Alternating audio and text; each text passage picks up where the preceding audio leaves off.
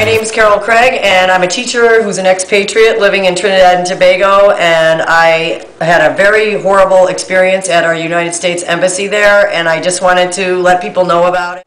Okay, I want to make it really clear that I am not writing this out of spite or because I'm upset about the fact that my particular individual, my boyfriend actually, did not get his visa.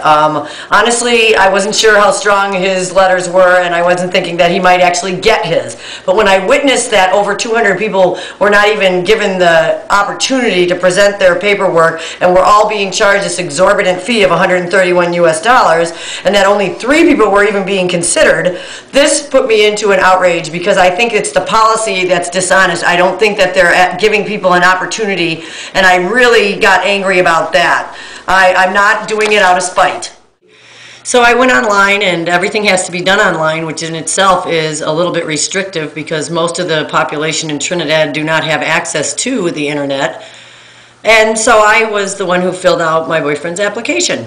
And we went in on the 24th of November to do our interview, and I actually went in ahead of him. I'm a United States citizen. I went in ahead of him under the guise of getting extra pages into my passport, and I sat down on the side where the local people would be. I sat and observed for approximately 3 hours a situation that I found to be an embarrassment as a United States citizen. Good afternoon, Vice Consul. I spent 3 hours today in the U.S. Embassy in Port of Spain in Trinidad. I was shocked and appalled at how things were handled during the time I was there.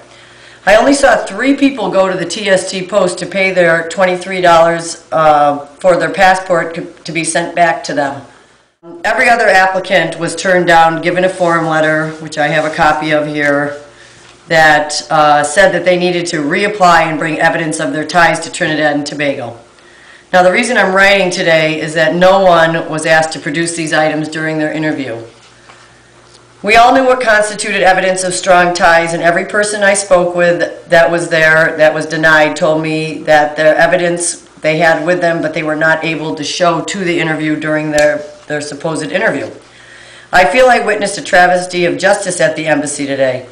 When each applicant is paying $131 US, which is the standard price at all embassies throughout the world, that equates to 825 Trinidad and Tobago dollars.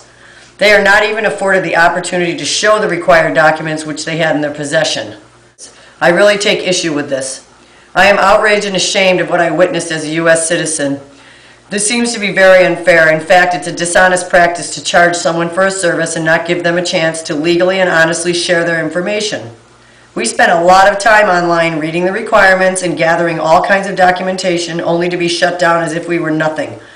This was a very humiliating and degrading experience for all involved. When the government of the United States tell people who have lived in their nation for 40 and 50 years that they have no ties, that's very disrespectful. The amount of money we are talking about here is no small quantity either. In fact, if my math is at all close to being correct, I believe that the embassy had 200 or so people pass through at $131 US, which adds up to $26,200 in just 3 hours' time. What is that? This practice needs to be addressed, which is why I am also CCing this to my congressman and sending a copy to President-elect Obama. I am a very proud constituent of my country, and I refuse to witness this type of abuse without at least speaking out loudly. I came with a gentleman today who I wanted to have come home to meet my family, who are gathering from all over the United States to be together for the holidays. I'm 48, never married, and I thought it would be a perfect opportunity for them to meet my sweetheart. We only wanted to go for 2 weeks, and now that hope is dashed. We had all the necessary paperwork, the bank statement, the work letter, proof of the fact that he has a home, he has 4 children, and he has many family members that reside in Trinidad. I have no intentions of keeping him in the United States. I don't even live there at present myself, as I'm an expatriate working in Trinidad and have to be back to work on January 5th of 2009. It is so sad that we weren't given the courtesy of explaining our situation. I especially dislike the paragraph in the form letter telling us if this was our first refusal that we are welcome to reapply for an additional $131 US and try again. For what? We aren't even able to show our ties of documentation next time, are we? Or wait a minute, maybe if we check that we are applying for a second time, they'll actually look at them. So they responded to me very early in the morning the following day. Dear Sir or Madam, thank you for your inquiry. Under Section 222 of the Immigration and Nationality Act, visa records are confidential. Questions as to whether a visa application was made or a visa was issued or denied should be addressed to the applicant. If the interest in confidentiality and privacy, of confidentiality and privacy, we do not comment on individual applications. Please note that we no longer review refused visa cases. Previously refused applicants are welcome to reapply, however they should only do so if there's been a significant change in their situation that may warrant visa issuance. We hope this information is helpful. Sincerely, the NIB unit from the Consular Section at the U.S. Embassy in Port of Spain. Well, please reread my letter. I did not request a review, nor was I asking for a reconsideration. I was making a broad statement of overall policy of the embassy. I find your response typical in that you did not even take the time to read what the letter was saying, but assumed I was asking for special consideration. It is a matter of poor dishonest practice that concerns me. I did not ask for the numbers of visas that were issued. I already knew. I know that they don't issue same-day visas.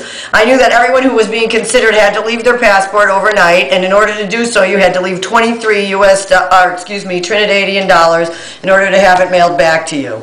I observed all of 3 people doing so during the duration of my stay, which was approximately 3 hours. The office is unbelievable, and I will forward your reply to my congressman for their interpretation. Rapidly, by 3 o'clock that afternoon, I had another reply saying, Dear Sir or Madam, thank you for your inquiry. We're sorry you're disappointed. All applicants are treated fairly and in accordance with U.S. law. If your applicant requires further information on his case, he can contact directly. So, again, my response. You are still not addressing the fact that applicants, many of them, are not being allowed to show the documents proving their ties on their first visit. Would you kindly address the grievance? I would argue that not all applicants are being treated fairly. How is it fair to require a return visit when there has been no effort on the embassy's part to even look at the documents that are in the possession of the interviewee? Please make sure you investigate this matter before you respond, as this is a serious problem that you may not be aware of. Maybe an inquiry is in order from your office. I can only say what I observed. This is a matter of principle. I'm not interested in having my friend reapply, as I've previously noticed. I am interested in a change of policy for future applicants who do not have the skills or the knowledge as to how to even go about addressing their frustrations in these matters. And I'm telling you, there isn't a single local Trinidadian person that I spoke to that hasn't been touched by this exact scenario. The only people that are coming here to the United States right now are people who purchased or received their visas prior to 9/11. I'm not saying that we don't need to be screening people coming into our country. But what I am saying is that we need to do it in a way that is just. We need to allow people, if we're telling them to show up on a first interview with paperwork that shows their ties, let's give them a chance to show what they've got. I find that if we were to address just this one little problem, we might go a really long way for making our relations with our global neighbors a little bit more solvent. We might come off as looking like we have a little compassion, and people might stop hating the United States like they do everywhere that I've traveled, and I do a lot of international travel.